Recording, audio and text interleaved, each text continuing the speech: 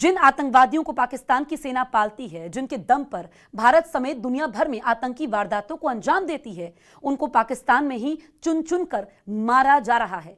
या तो अज्ञात हमलावर उन्हें सरेआम गोलियों से भून दे रहे हैं या फिर उनकी रहस्यमयी हालात में मौत हो जा रही है। और मुनीर अब तक ना तो बलूचियों को रोक पाए हैं और ना ही ऐसे अज्ञात किलर्स को। जाहिर है मुनीर ने धोखे से ताकतवर कुर्सी तो हासिल कर ली, लेकिन वो दिखा रहे हैं कि वो इसके लायक नहीं हैं।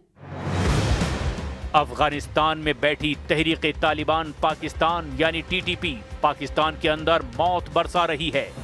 Carnegie Endowment for International Peace की रिपोर्ट के मुताबिक साल 2025 पाकिस्तान के लिए पिछले एक दशक का सबसे खूनी साल साबित हुआ। इस दौरान पाकिस्तानी सेना और पुलिस ने इतने जवान खोए जितने उन्होंने कई सालों में नहीं खोए थे। खैबर पख्तूनख्वा में टीटीपी के लड़ाके इतने बेखौफ हो गए कि उन्होंने पुलिस और आर्मी के कैंपों पर सीधे और बड़े हमले करने शुरू कर दिए। 9 मई 2026 को पन्नू में एक पाकिस्तानी चेक पोस्ट पर खौफनाक कार बम धमाका हुआ, जिसमें कम से कम 21 पुलिस वाले मारे गए। कहने का मतलब मुनीर की फौज आतंकियों को रोकने की बजाय सिर्फ अपनी लाशें गिनने में लगी है और मुनीर ट्रंप की वाहवाही में खुश हैं और उनके ट्रैप में मुस्कुराते हुए खुद फंसते चले जा रहे हैं।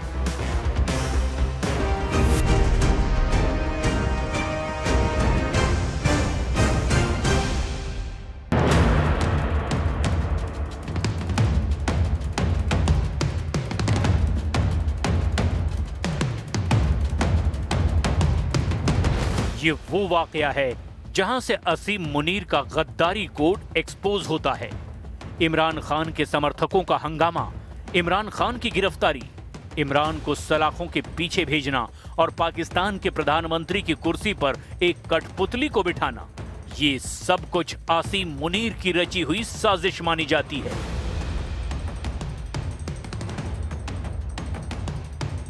आज मुनीर अमेरिका की गोद में बैठे हैं और डोनाल्ड ट्रंप उन्हें पुचकारते हैं, सबसे उम्दा फील्ड मार्शल करार देते हैं और पीछे से ऐसी शर्त में, ऐसे जाल में फंसा देते हैं कि bluff master field marshal Syed Asim Munir अब अपने ही मुल्क में गालियां खाने को मजबूर है। कहानी की शुरुआत होती है साल 2019 से। पीएम की कुर्सी पर थे इमरान खान। उन्होंने आसिम मुनीर को आईएसआई का चीफ बनाया। मुनीर ने इमरान की पत्नी बुशरा बीबी के करप्शन की फाइलें खोलनी शुरू कर दी। इमरान ने मुनीर से आईएसआई चीफ की कुर्सी छीन ली। यह स्पाई मास्टर के लिए बहुत बड़ी बेइज्जती थी। इमरान खान से बदला लेने के लिए मुनीर ने बनाया London plan.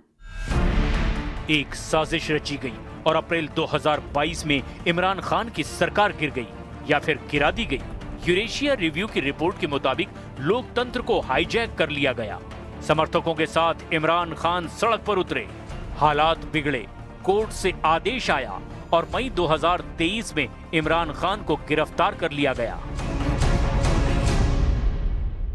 Human rights watch और विल्सन सेंटर के रिपोर्ट्स के मुताबिक मुनीर के इशारे पर इमरान की पार्टी पीटीआई के 4000 से ज्यादा लोगों को रातों रात गायब कर दिया गया। आम नागरिकों, औरतों, साथ ही साथ में नौजवानों को मिलिट्री कोर्ट्स में घसीटा गया, जहां ना कोई वकील था, ना ही कोई दलील।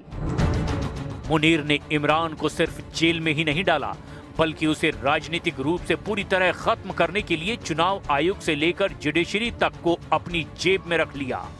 जिस इमरान ने मुनीर को निकाला था, मुनीर ने उसी इमरान को एक ऐसे अंधेरे कुएं में धकेल दिया जहां से बाहर आने का कोई रास्ता नहीं था।